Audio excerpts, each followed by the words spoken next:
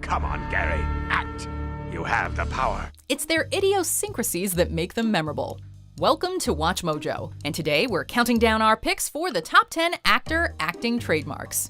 For this list, we're looking at expressions, mannerisms, and actions that actors are well known for using on screen. I've never seen acting that good. He's amazing. Number 10, saying wow. Owen Wilson.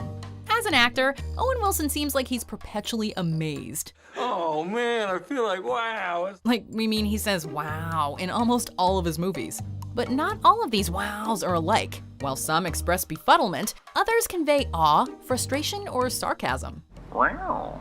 Owen Wilson appears to have a wow for pretty much every occasion, including making out in the produce section, espionage, and even time travel. Mind you, he's also known for his love affair with a few other favorite oft-repeated phrases. But nothing really sums up Owen Wilson's enduring wide-eyed wonder like, wow. Wow. Getting a nice preview of what marriage is going to be like with Ike Turner here. Number 9, squinting. Robert De Niro. What draws my admiration? What is that which gives me joy? It could just be his face, but De Niro seems to squint quite a lot. In fact, it's become pretty much a requirement for any good De Niro impersonation. It is a good plaid until her water breaks all over Robert De Niro's shoes. My shoes! Hey, there's all this baby goo on it. These shoes? Hey, on these shoes? But pulling it off is a lot harder than it looks. It's an impressive combination of squint, frown, and a sort of upside-down smile with a dropped jaw and often a brisk nod. Oh, now you like her, Dad? I'll have to say I do. Yep. So good luck with nailing that. Working well with his thick New York accent, the De Niro squint expresses the skepticism and tough guy attitude that are part and parcel of many of his best roles. And then suddenly I'm like Bob, Robert De Niro. Yeah. I gotta get some screws. Number 8, freaking out Nicolas Cage. Nicolas Cage has never been afraid to go out on a limb. Every other secretary who's been here longer than you, Alva. Every one. And even if there was someone here who was here just one day longer than you, I still wouldn't ask that person to partake in such a miserable job as long as you were around. His acting style has been described as operatic and baroque, although Cage himself prefers the term nouveau shamanic.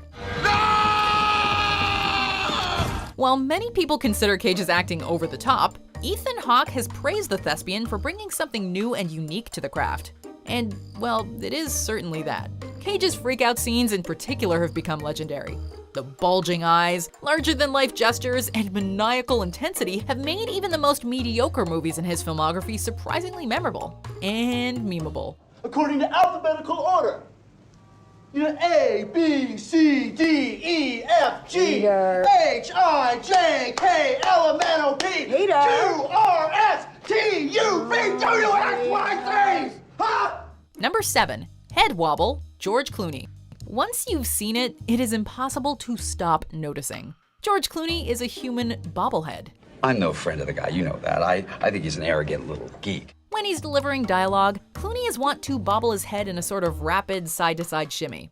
My rules that keep us alive, and if you want to stay in this house and on this team, you will abide by them. He becomes especially bobbly when he's making a point, but his tick also seems to have a hypnotic effect on women in romantic comedies. He even manages to pull off the suave little head bob in a rigid rubber batsuit. Great stems, though. Buds, too. Yeah, those are nice. Strangely, it's arguably part of his charm, although no one can honestly explain why.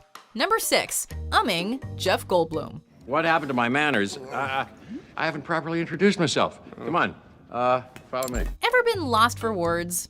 We all throw in an and ah here and there when we need a second to gather our thoughts. These natural fillers are usually left out of movie dialogue, but Jeff Goldblum brings them to his roles with a vengeance, along with false starts and repeated sentence parts. Time works real different around these parts. On any other world, I'd be like millions of years old. But here on Sakaar,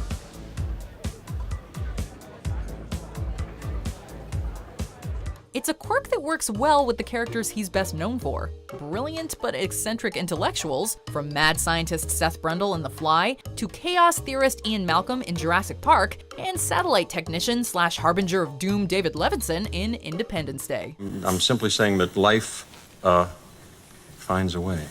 Number 5, pointing, Harrison Ford. You broke the law. Beware the finger of doom. It means Harrison Ford is angry, and it co-stars in many of his movies, from Clear and Present Danger to Indiana Jones and The Last Crusade. This is an obsession, Dad. I never understood it. Ford has played a wide variety of characters, from the rugged and charming smuggler Han Solo to tough big city detective John Book, and even the president. But the finger of doom comes up again and again. Shaken at police, the Amish, Jabba the Hutt, people that won't get off his plane, and, well, pretty much anyone who crosses him. No. Not black and white, Ritter. Right and wrong. Number 4, maniacal laugh, Jack Nicholson. You can call me Joker. And as you can see, I'm a lot happier. Jack Nicholson shines in the shoes of anti-heroes, madmen, and psychopaths. Here's Johnny. His arched eyebrows and toothy grin are ideal for maniacal laughter, and used to good effect in roles where he plays eccentrics teetering on the edge of madness, or just going completely bonkers.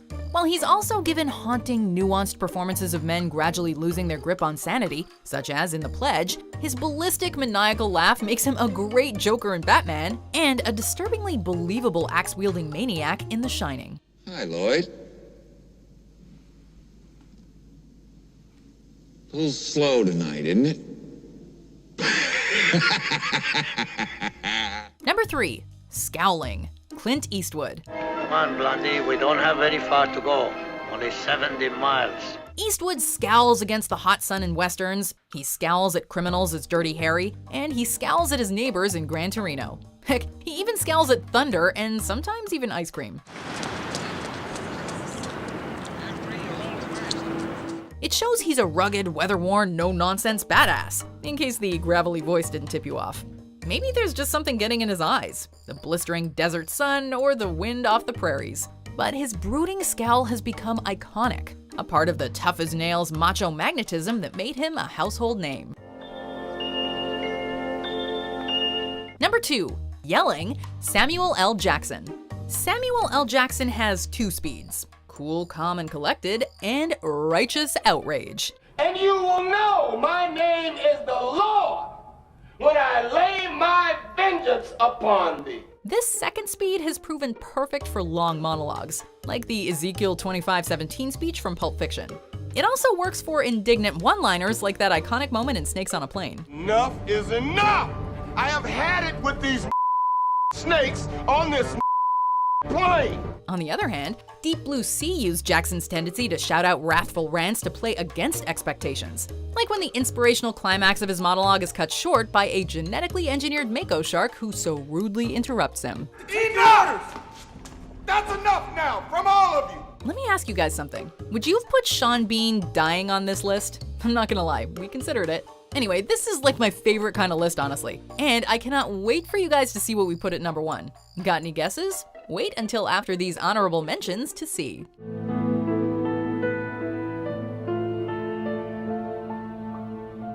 We have our first caller.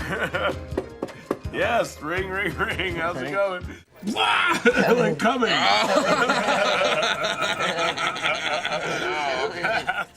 You think you're merely sending this splendid foot soldier back home to Argonne with his tail between his legs, but I say you are executing his soul! Whoa! Whoa!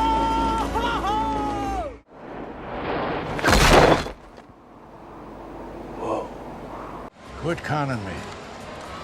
Is that your hound way in the rear there?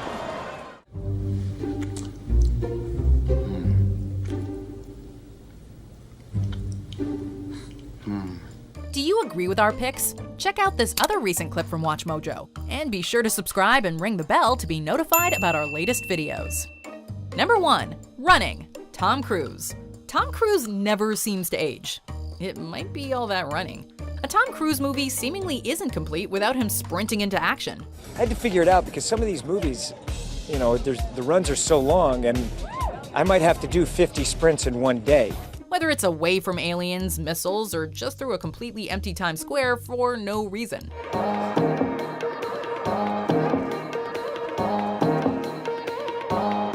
Everybody runs, but Tom Cruise seems to feel the need for speed like few others. With the fate of the world often on their shoulders, it's no wonder his characters are in a hurry.